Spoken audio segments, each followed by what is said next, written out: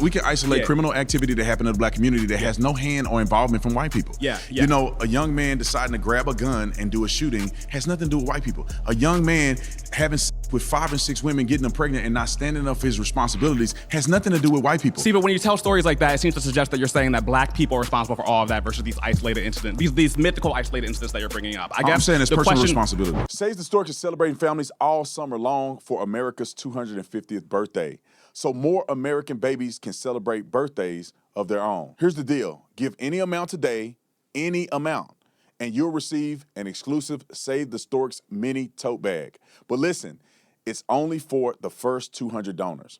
So don't wait. This isn't just a little tote bag. This little tote bag helps save lives. Every dollar helps Save the Storks reach a woman before the abortion pill reaches her mailbox. That matters. Save the Storks deploys mobile medical clinics across the country and partners with pregnancy health clinics to bring hope, care, and real support directly to women. Go to SaveTheStorks.org/Tatum right now. Give today, get your mini tote bag, and let life happen. Let's have some fun. I want to approach this from a place of curiosity, because the thing that troubles me about a lot of the way you structure your arguments is that it seems to suggest to me that you perhaps believe that there's some moral deficit that black people have that inclines us to commit more crimes. I don't believe that. I guess my question is, what do you think that moral lack is? I don't really think I don't think it's a sweeping generalization that every black person somehow is born inherently evil or inherently a criminal. I think that there's different things that do cause people to fall down a path of committing crimes, which is what their fathers did and what their mothers did. One might say context and systemic racism. Or I don't think it has. I think it had much to do with racism. No. I don't think it has, like for instance, we can isolate criminal activity that happened in the black community that has no hand or involvement from white people. You know, a young man deciding to grab a gun and do a shooting has nothing to do with white people. A young man having sex with 5 and 6 women, getting them pregnant and not standing up for his responsibilities has nothing to do with white people. See, but when you tell stories like that, it seems to suggest that you're saying that black people are responsible for all of that versus these isolated incidents, these mythical isolated incidents that you're bringing up. I'm saying it's personal responsibility. So you're saying there's no white man there. There's an epidemic of personal responsibility inside the black community. I agree with that. How do you measure that? By looking at the effects of it, looking at what black people are doing over time. So earlier, people have come up and given you a vast number of statistics that indicate systemic racism, inequality, poverty, education. It's happened over and over again. Yet you claim black people have an epidemic of personal responsibility, but you can't give a single statistic that indicates that. How do you measure that? They have an epidemic of personal responsibility. You see the outcomes. Is it the rap music? That's one indicator. Yeah. It's rap music. It's rap music. Let the bodies hit the floor. Who wrote that song? Let me give you an example of why this is different. Let me give you an example of why this is different. Come on, let's talk about rap. And I'm gonna tell you how it has a negative effect on black people. White people actually listen to rap music way more than black people do. They purchase it more. But black people are living the stuff that's in the music. White people fantasize of what it may be like to run up on your op and shoot somebody and kill them and go to prison. Come on. And selling dope in the hood to your own people. Black people are living it. It's a reality, and it's reinforced. You cannot tell me that's not a form of brainwashing. I've listened to a lot of rap music. You know what I've never done? Shot up a school. What does a school guy do anything?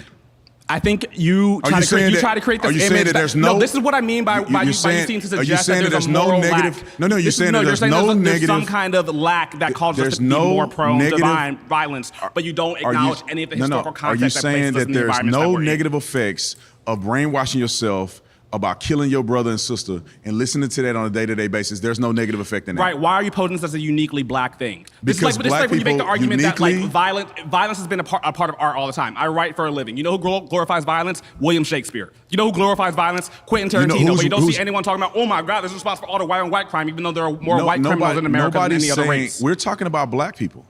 Do you think that black hip-hop music, rap music is detrimental to the black community? No. You think it has no effect on the psyche of a young man listening to that every day? No. It's that simple. I disagree with you on that point. I think here lies the problem. How would you validate that? How would you prove that? Well, what can be proved is a correlation between poverty and crime, and that can be traced systemically through history. And this goes back to all of the arguments we've made about wealth accumulation and how black people have been prevented from having that. Now, how can you associate that to white supremacy? How can I associate white supremacy and generational poverty? Do you think wealth is inherited? In part. Yes, so do you think poverty is inherited? Majority of people who are successful in this country do not get passed on generational wealth. A lot of people who are very successful came from nothing.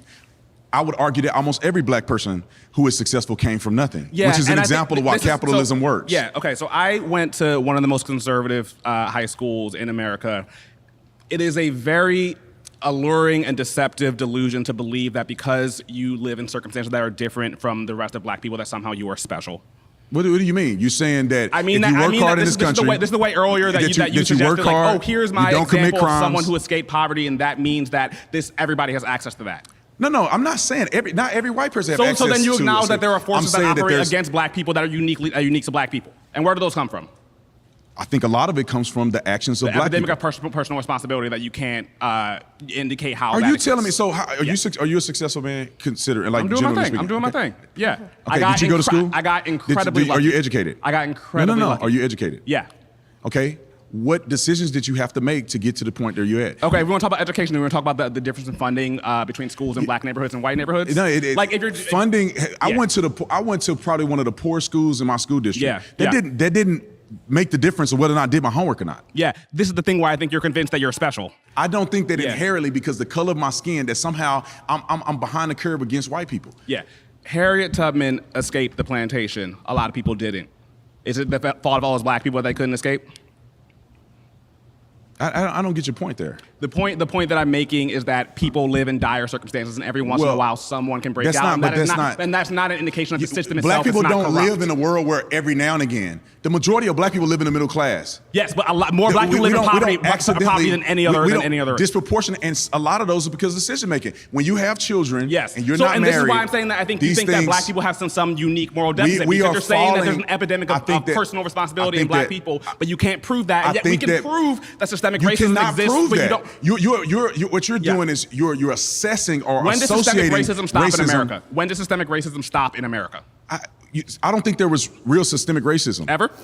Keep going, please keep going. Right, I would love for you to go for the rest of this time on that. I do not believe that there's been systemic racism in America that's been the primary reason why black people cannot succeed. Right, but you can't prove that there's an epidemic of personal responsibility. You can prove that there's an epidemic of systemic racism. No, look. And that's why I'm asking you, when did it stop? Because theoretically, that should be the moment when we're all equal. Are you saying that black people are not responsible for the decisions that they make? I'm saying everyone has agency. Everyone commits crime. Everyone does everything. But people have had to live in different circumstances. So therefore, if you do the right things like you did, you have an opportunity to be successful, which is equal to just about anybody else, no matter what color you are. You think white people are better than you? No, but I worry you do.